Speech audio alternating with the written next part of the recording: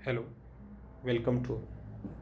अभी हम पढ़ रहे हैं विश्व की प्रमुख जनजातियों के बारे में। पिछली कक्षा में हमने ठंडे प्रदेश की जनजातियों के बारे में अध्ययन किया।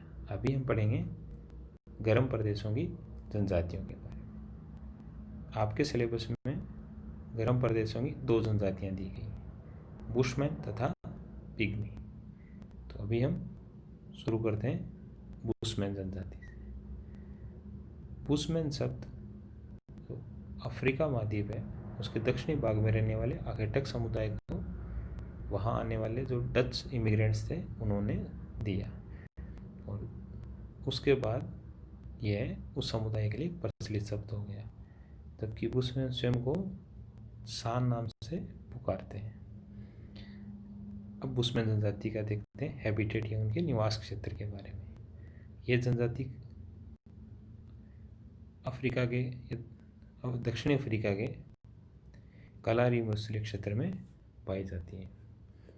जैसा कि मानचित्र में देख रहे हैं, ये जो क्षेत्र है ये बुशमैन जनजाति का निवास क्षेत्र है। इसके दक्षिण में जो दर्शाया गया है वो बुशमैन से मिलती जुलती दूसरी जनजाति हॉटेंटॉट, उसका निवास क्षेत्र है। तो बुशमैन जनजाति का निवास क्षेत्र देखें तो ये बोत्सवाना, नामीबिया तथा दक्षिण अफ्रीका के कुछ भागों में स्थित है।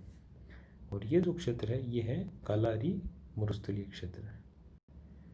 अब देखते हैं इनके निवास क्षेत्र की कुछ प्रमुख भौतिक विशेषताओं के बारे में। ये जो क्षेत्र है ये शुष्क अर्धशुष्क जलवायु वाला क्षेत्र है, और ये उष्ण जलवायु क्षेत्र भी है। यहाँ तापमान वर्ष भर बहुत ऊंचा रहता है, और ग्रीष्म ऋतु लंबी होती है जबकि शीत ऋतु बहुत कम, बहुत छोटी होती है। और वर्षा की बात करें तो ये वर्षा बहुत कम होती है और वर्ष के बहुत सीमित समय के लिए होती है। इसका जो पश्चिमी भाग है वहाँ लगभग 20-25 सेंटीमीटर तथा इसका जो पूर्वी भाग है वहाँ 40-50 सेंटीमीटर ही वार्षिक वर्षा होती है। अब देखते हैं प्राकृतिक वनस्पति। तो ये मरुस्थलीय क्षेत्र है और इसका अधिकांश भाग वनस्पति विहीन है, फिर भी यहाँ कुछ घास तथा कांटेदार झाड़ियाँ पाई जाती हैं। ग्रीष्म काल में क्षेत्र लगभग नग्न या वनस्पति विहीन होता है, जबकि वर्षा काल में यहाँ जो बेसिन क्षेत्र है जहाँ दलदली क्षेत्र है का निर्माण होता है, और वहाँ उसके आसपास के क्षेत्र में थोड़ी घास या झाड़ियाँ उग आती हैं। और इन्हीं जो घास और झाड़ियों के आसपास अनेक वन्य जीव आते हैं, और वही जो वन्य जीव हैं वो बुशमैन लोगों के प्रमुख शिकार होते हैं। और बुशमैन लोगों का जीवन मुख्यतः इन्हीं जीवों के शिकार या आखेट पे ही निर्भर करता है। और इस प्रकार बुशमैन का एक प्रमुख आखेटक समुदाय है। और अगर शिकार की बात करें तो ये लगभग हर प्रकार के बड़े और छोटे जीव का शिकार करते हैं।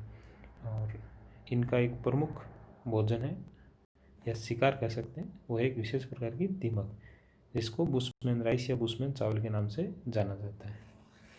अब इनके शिकार की पद्धति की बात करें तो ये प्राय शिकार सामूहिक रूप से करते हैं, विशेषकर बड़े जानवरों का। और इनके शिकार में जो काम आने वाला प्रमुख उपकरण है वो है विषभुजातु तीर या ये धनुष बाण विधि से शिकार करते हैं। अपने शिकार, भोजन तथा जल को रखने के लिए प्राय शुतुरमुर्ग के अंडों का प्रयोग करते हैं। अब देखते हैं इनके जो आवास, इनकी जीवन शैली तथा इनके सामाजिक जीवन के बारे में। तो जैसा कि इनका जो आर्थिक जीवन है मुख्यतः आखेट पर निर्भर है, तो इनका भोजन भी मुख्यतः क्या है, मांसाहारी। इसके अलावा ये जो वनोत्पाद हैं जिनमें विशेषकर शहद के बड़े शौकीन होते हैं। इसके अलावा कुछ जो कंदमूल हैं, जो फल हैं, ये इनके जो भोजन का एक प्रमुख भाग है। अब इनके अगर देखें तो ये एक आखेटक समुदाय है, तो ये एक स्थायी निवास नहीं करते और एक स्थानांतरणशील समाज है। तो अक्सर ये प्राय एक अस्थायी छोटी झोपड़ियों का निर्माण करते हैं। और जो कठोर मौसम होता है, अत्यधिक गर्मी और सर्दी वाला समय होता है, तो उस समय ये अक्सर गुफाओं या गड्ढों में सामूहिक रूप से निवास करते हैं। तो इनके पहनावा देखें तो क्योंकि यहाँ की जलवायु विशेषता अत्यंत कठोर है, यहाँ उष्ण जलवायु है, जिसके कारण यहाँ कम वस्त्र पहनते हैं। मुख्यतः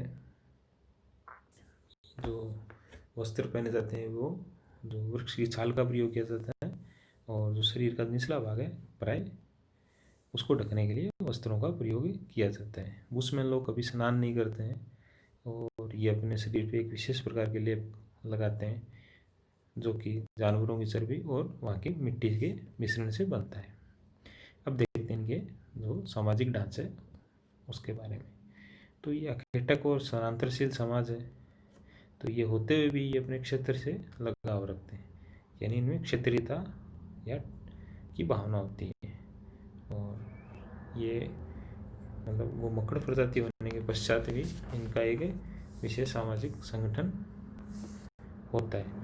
और जो इनका सामाजिक समुदाय है उसके अंतर्गत एक इनका छोटा सा कुल या कुनबा या खेमा होता है, जो परस्पर रखते हैं विवाह संबंध पर आधारित होता है।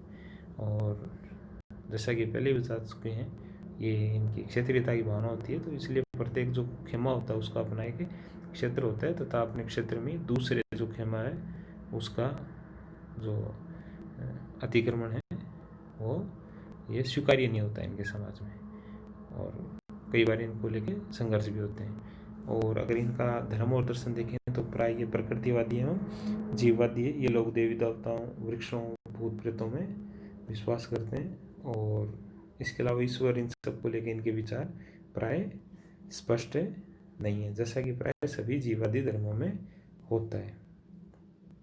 अगर वर्तमान समय में बात करें तो इनकी जो जीवन शैली है उस पर निरंतर पाश्चात्य वातावरण का प्रभाव पड़ रहा है।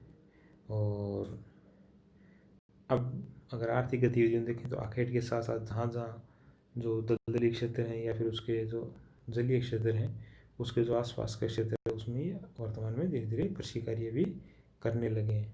और अब ये बाहरी समाज से भी घुलने मिलने लगे हैं कुछ सीमा तक, इसलिए अन्य लोगों से व्यापार करके अनाज भी प्राप्त करते हैं। तो इनकी जो भोजन सामग्री है, जो इनकी डाइट है, उसमें भी परिवर्तन हो रहा है। तो इस प्रकार हम देखते हैं कि बुशमैन एक ऐसी जनजाति है, ऐसा समुदाय है जो अपने कठोर, शुष्क और जो गर्म वातावरण है उसमें भी अपना जीवन यापन करते हैं और किस प्रकार अपने पर्यावरण से समायोजन करते हैं। वो इनके पहनावा, जिसमें कि ये वस्त्रों का बहुत कम प्रयोग करते हैं, इनकी आर्थिक जीवन जो कि आखेट आधारित है, क्योंकि इस क्षेत्र में जो कृषि के लिए अनुकूल नहीं है, ना ही पशुपालन के अनुकूल है, तो ऐसी स्थिति में आखेट इनका एक आर्थिक गतिविधि का प्रमुख विकल्प है। इसके साथ इनका जो निवास है जो कि गुफाओं और गड्ढों में करते हैं, और इनकी जो जीवन शैली है जिसमें ये अपने आप स्वयं को ठंडा रखने के लिए विशेष प्रकार का लेप करते हैं। तो ये सब जो बातें हैं ये इनके जो बुशमैन जनजाति है इसके अपने वातावरण के साथ समायोजन का एक उदाहरण है। तो इस प्रकार हम बुशमैन जनजाति के बारे में जान चुके हैं। अभी हम आगे कक्षा में पढ़ेंगे पिग्मी जनजाति के बारे में। धन्यवाद।